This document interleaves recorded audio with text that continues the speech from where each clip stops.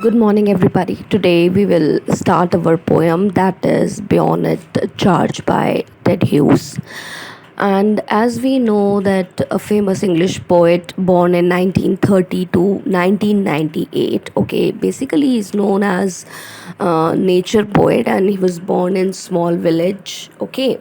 But the main thing in his personality was that he always wanted to capture the intrinsic relationships, beautiful relationships between man and the natural world. Okay, but this poem is, you can say, is a connection and which is disturbed by Hughes, and he shows pastoral imagery here in this complete poem where he uses the idyllic countryside, okay, which is very nice, which is very beautiful, which is turned into a grotesque and unnatural thing, okay. Ted hues ने जब भी अपने poems को लिखा तो वो हमेशा एक नेचुरल कंटेक्स्ट को लेकर चलते थे, जैसा मैंने कल भी बताया। उनके पास जितने भी उनकी जो सराउंडिंग्स थी, he was basically for that, वो लिखना चाहते थे।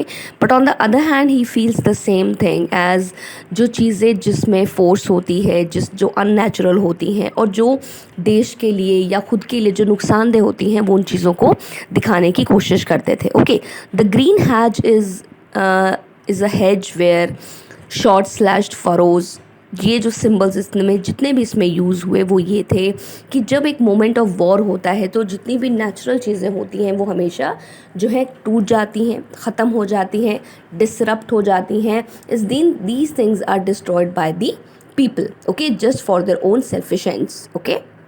Here the poet uses now this where the poet is describing about the things. Here he is a narrator, he's a third person, he's an omniscient narrator which is present everywhere, ठीक है, who seems to be distant from the moment of action, जो युद्ध के समय वहाँ पर मौजूद नहीं है, but he is using the language, ठीक है, he recounts the things, he uses past tense at the moment of panic where the soldier is, beyond it is forced to rush, जहाँ पर किसी भी सोल्जर को, किसी भी सिपाही को धक्का दिया जाता है कि आपको काम करना है, आप एक सैनिक है तो आपको अपना वो फ़र्ज़ निभाना है, ठीक है। Now from this perspective we are able to watch the scene unfoldingly similar to a film, ठीक है। जब हम इस चीज़ को पढ़ रहे हैं, देख रहे हैं, तो हमें पता चल जाता है कि हमारे सामने एक फ़िल्म चल रही है, ठीक है। फ्रॉम द ऑब्जेक्टिव कम्फर्ट्स, जिस तरीके से चीज़ें हैं, सिचुएशंस हैं वेयर वी आर डिस्टेंस, हम लोग दूर हैं from the moments of action in the war. हालांकि हम चीज़ों को देखते नहीं हैं, but we can realise, but we can see, but we can feel, okay. Feel अब क्या है कि टच है लेकिन वो चीज़ नहीं है, but we are having that type of sense जो हम उस चीज़ को सोच पाते हैं। So this creates a deeper sense of pity. यहाँ पर हमें दुख भी होता है, दया भी आती है, कंफ्यूज भी हो जाते हैं उन सोल्जर्स के लिए जो परेशान हैं और बीमार हैं। पोएम के बारे में बात करें, so this poem is all about the confusion chaos of war, कि युद्ध के समय में कन्फ्यूजन या झगड़ा जो है वो कैसे होता है, and where the ideologies of countries, जहाँ पर देशों की जो एक आइडियोलॉजी है कि हम ये इस वजह से युद्ध कर रहे हैं, गवर्नमेंट्स की, नेशंस की, विच ट्रांसफर्स द इंडिविजुअल सोल्जर्स, और वो उन लोगों को भेजते हैं जो उनके लिए, यानी कि प्यादे जो होते हैं, यानी कि जो सोल्जर्स होते हैं, उनको भेजा जाता है लड़ाई लड़ने के लिए, ठीक है। So these soldiers are forced to live up their lives for the sake of abstract beliefs such as honor and patriotism, ठीक है। इन सोल्जर्स को ये कहा जाता है कि आपको देशभक्ति के नाम पर, देश की इज्जत के नाम पर क्या करना है, आपको अपनी देश की लिए अपनी जान देनी है, ठीक है। So here in this poem the soldier is very young, बहुत जवान बच्चा है, इनएक्सपीरियंस्ड है, और इंटेंस मोमेंट ऑफ वॉर के बीच में जब वो जा रहा है, उसका चार्ज है उसके पास, उसको शत्रु को जो है वो मारना है। Somehow he forgets the reason of his still running, ठीक है, वो भूल जाता है कि उसका कारण क्या है, वो भाग क्यों रहा है, ठीक है। King, honour, dignity no longer, क्योंकि जब उसको लगता है कि जब देशभक्ति उसके दिल में कूट कूट कर भरी हुई है तो वो मृत्यु के मुंह में जाने के लिए भी तैयार हो जाता है, ठीक है। Now in these lines here he wants to explain, like जब हम बेयोनेट चार्ज के बारे में बात करते हैं तो कुछ जो लाइनें हैं वो अपनी तरफ अट्रैक्शन खींचती हैं, ठीक है। Suddenly he awake and was running raw seamed hot khaki, his sweat heavy, stumbling across a field of clods towards a green hedge that dazzles with rifle fire, ठीक है। अब यहाँ पर जब इन लाइनों को कहा जाता है तो हम ये देखते हैं कि युद्ध का समय चल रहा है, बुलेट्स जो हैं वो गन्स में से निकल रही हैं, हैं, सभी लोगों ने खाकी जो है वो वर्दी पहन रखी है, उनकी आंखों में, उनके सर में पसीना आ रहा है और वो आगे बढ़ रहे हैं कि किस तरीके से हम अपने दुश्मन को मार गिराएं, ठीक है। These things are going on in the minds of the people, in the minds of the young soldiers who are in the grounds, in the battle fields to save their own country. अब अगर summary की हम बात करें तो summary शुरू होती है, suddenly he woke up and he was running. वो कहते हैं कि चलते चलते उसको एकदम से नींद उसकी खुल जाती है और वो भाग रहा है, ठीक है। रॉ स्टीम्ड हॉट खाकी फॉर्म, उसने अपनी ड्रेस को पहन रखा है। हेविली स्वेटिंग, जो पसीने से तरबतर हो रही है। Stumbling across a field of lumpy earth towards a green hedge, और वो भाग रहा है सूखे खेतों में से हरियाली की तरफ जहाँ पर गन से आवाज़ें निकल रही हैं, फायर हो रहा है। He hears bullets all around him, उसे आसपास गोलियों की बौछार जो चल रही है। And they were smacking the belly out of the air, और उन्हें लगता है कि वो एकदम से जब भागते हैं, the belly is coming out. Smacking the बेली का मतलब है कि धड़ धड़ की आवाज़ें आती हैं जो आकाश में से निकल रही हैं। And he carried a rifle, उसके हाथों में राइफल है, which is heavy numb like a smashed arm, जिसमें उसका टूटा हुआ हाथ लगता है। There was a tear in his eye, और उसे लगता है कि वो अपने देश की आज़ादी के लिए लड़ रहा है। He was sweating like molten iron, और वो गर्म लोहे की तरह जल रहा है from the centre of his chest, और उसकी छाती में से गर्माइश की जो है पसीना हम वो देख सकते हैं। इन कन्फ्यूजन ही ऑलमोस्ट स्टॉप, फिर वो कहता है कि जैसे जैसे वो आगे बढ़ता है वो रुक जाता है।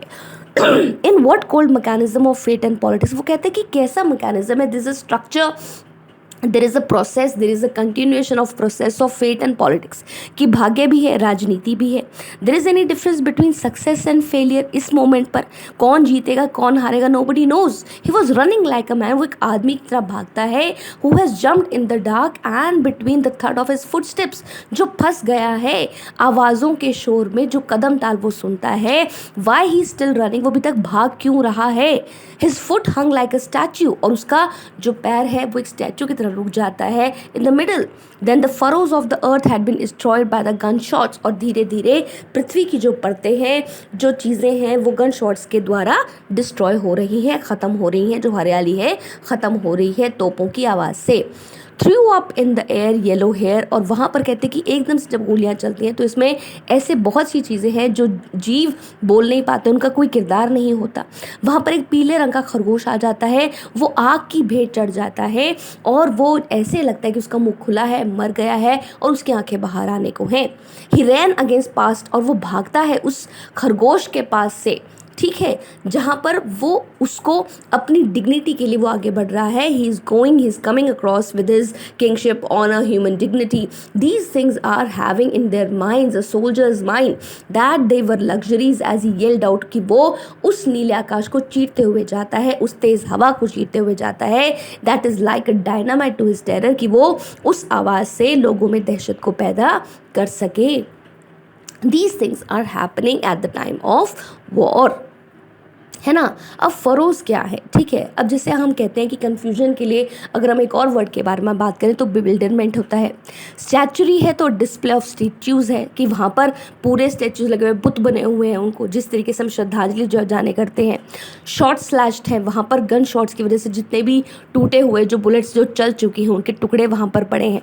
फरोज क्या है, these are made by ploughing the earth to prepare it for farming, जब हम खेती के लिए उसको खोदते हैं, किसको, खेत को जोतते हैं ना, वो चीज़, दैट इज़ फार्मिंग, ठीक है।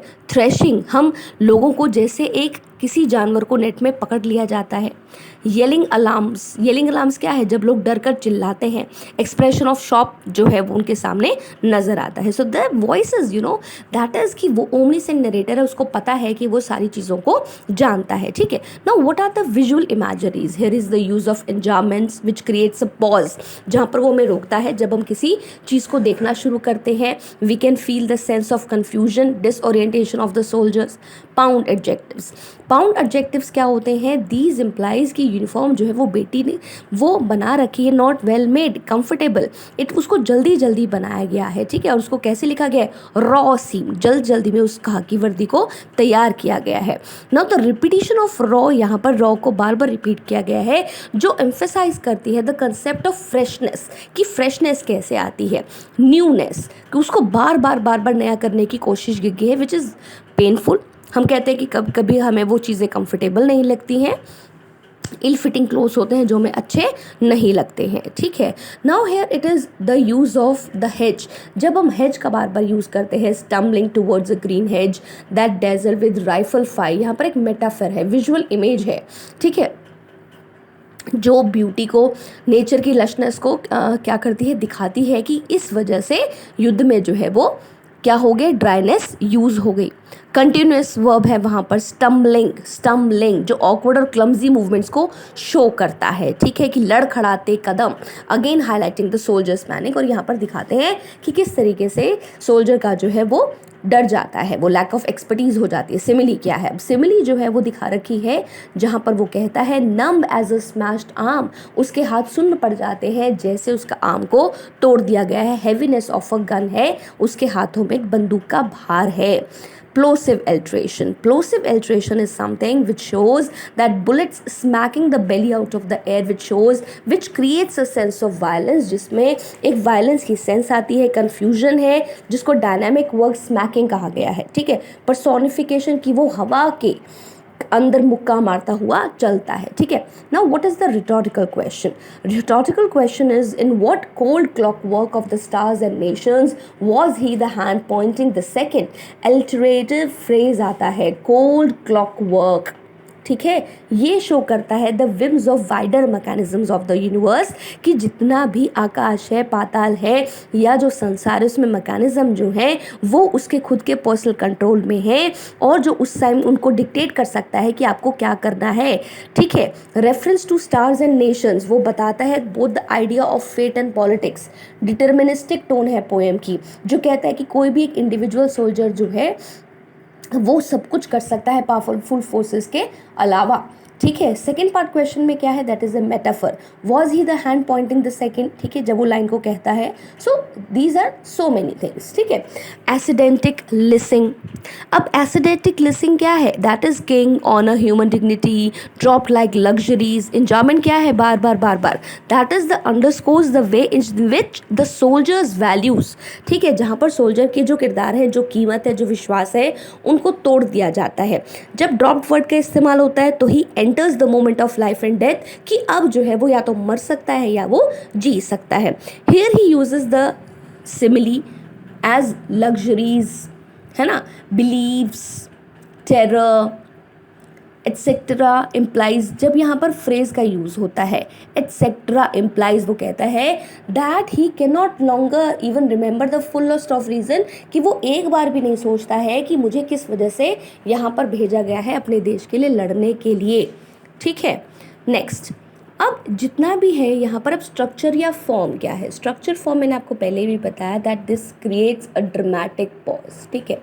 मीडियास रेस कहा जाता है कि एक्शन के मिडल के बीच में ये सभी चीज़ें कही गई हैं, जहाँ पर वो जागता है, भागता है, चल रहा है, और वो अपने आप को उस सिचुएशन में पाता है, और वो देखता है और वो सोचता है, ठीक है। तो ड्रामेटिक टेंशन जो है वो वहाँ पर स्टार्ट हो जाती है, ओके।